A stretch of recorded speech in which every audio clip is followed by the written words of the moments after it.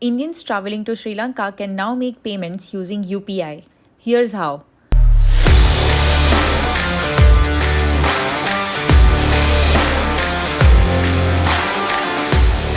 On May 15, PhonePe launched cross-border UPI payments in collaboration with Sri Lanka's national payment network LankaPay.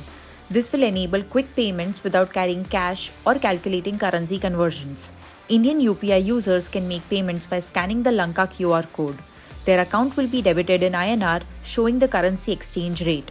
This move comes after UPI services were rolled out on February 12 in Sri Lanka and Mauritius.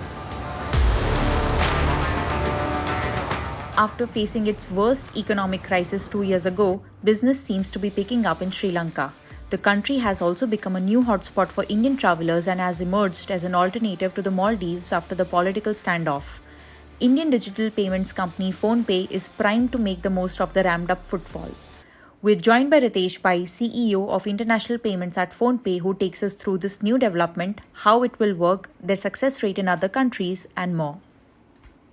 How will this whole thing work? Have you tied up with merchants here in Sri Lanka, and what is going to be the transaction limit? So the transaction limit is the same what is the UPI daily limit, which is almost 1 lakh INR on a daily basis. From an engagement perspective, like I mentioned, right, NPCI actually goes ahead and enables a geography, and then we immediately follow behind them, because NPCI, when they say they enable a geography, they will get into a strategic tie-up with a Lanka QR, which is like an NPCI equivalent in Sri Lanka. They run the domestic ecosystem. So the Lanka QR is like our UPI QR, which runs in India.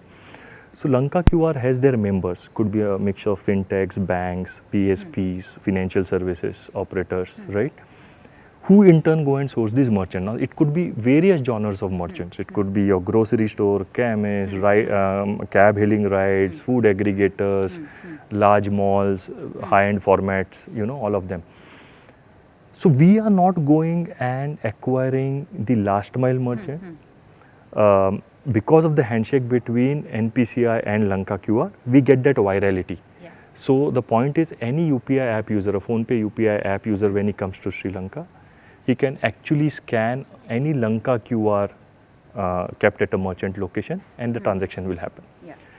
The way it will happen is, the transaction origination, right? The merchant will get the settlement in Lankan rupee, whereas the issuer app, the bank account that is being used, that will get debited in INR.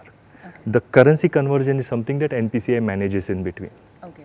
Right. And we recently saw an economic crisis here in Sri Lanka. So what's been your observation in terms of the QR code adoption here? I mean, what we saw is people are still dependent a lot on the cash transaction. So do you think the acceptance level will be high like we saw in India? I think Sri Lanka, of course, after the issues that they faced, have actually covered a lot of grounds. Today, as we speak, I think there are almost 400,000 merchants who are accepting payments on QR code, and that number is only going to grow. Okay. I think the beauty of a QR kind of a payments ecosystem for a developing economy is that it is just redefining the price points at which these businesses are done, right?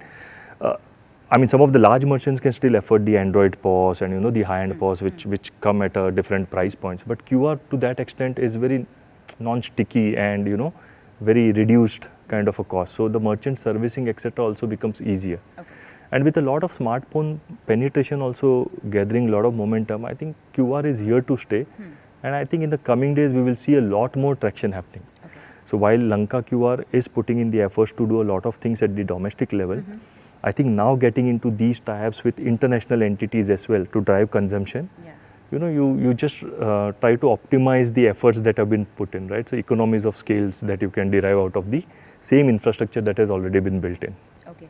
And what's been the success rate in all the other 5 countries where you launched a year ago? UAE, Bhutan, Nepal, Mauritius, Singapore? No, so we actually started somewhere around mid of March this year. So it's been slightly over 2 years now that. So a lot of this that you're referring to is the tie-ups that were initiated by NPCI, right? So, I mean, once you sign a memorandum or a LOI, then there is a lot of technical work also that is involved, right? So that takes time. But to talk in terms of finite numbers, etc., it's too early right now. I think, like I said, the first announcement we did was around the March 25th when UAE went live. Since then, we have done different countries. But ballpark numbers, I think till now we have achieved almost 27,000 odd transactions and almost overall international. A large percentage coming from Nepal, followed by Sri Lanka. Okay. And around 40 million rupees worth of transaction throughput so far.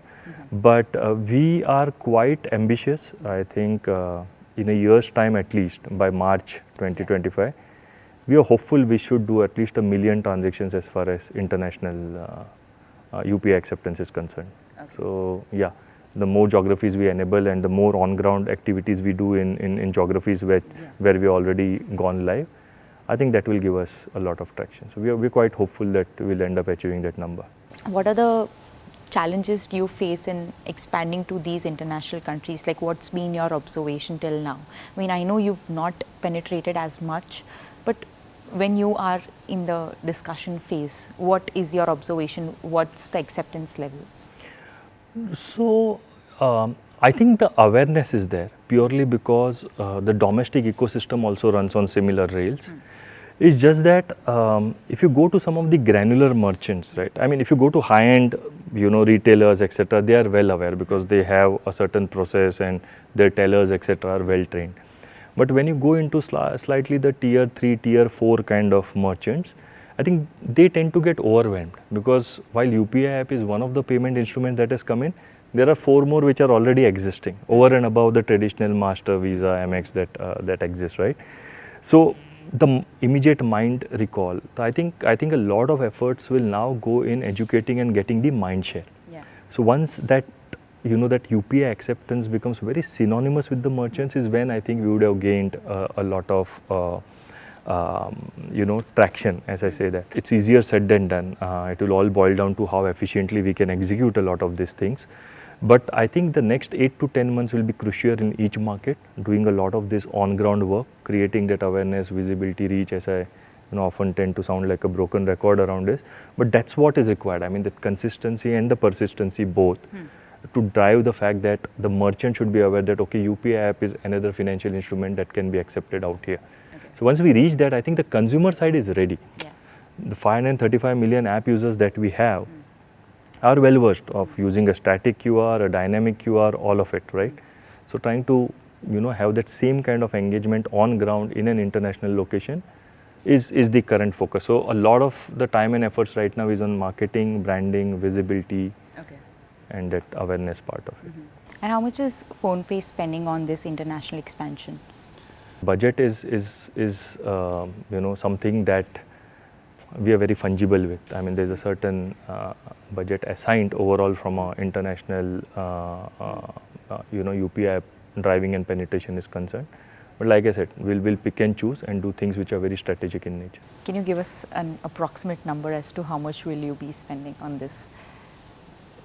I think the overall, if you see the number of geographies that are there in the pipeline, we are looking at least $2.5 million to be done, keeping in mind various engagements that you need to do, right? Yeah. Some could be very granular, some could be very high-end. Of course. So yeah, it's a mix and match of all of this. And what's the plan to recover this? I mean, recovery is a long-term process, I know, but No, I think there are enough revenue lines already as a part of the transaction ecosystem. Like I said, right, the MDR is something that the merchant will pay. A certain percentage of that comes to the issuer by way of an issuer interchange, right? So that becomes the revenue line for us. So the more transactions we do, and that's why we are quite eager to drive the uptake. If the consumption is there, the revenues will automatically come in. Okay.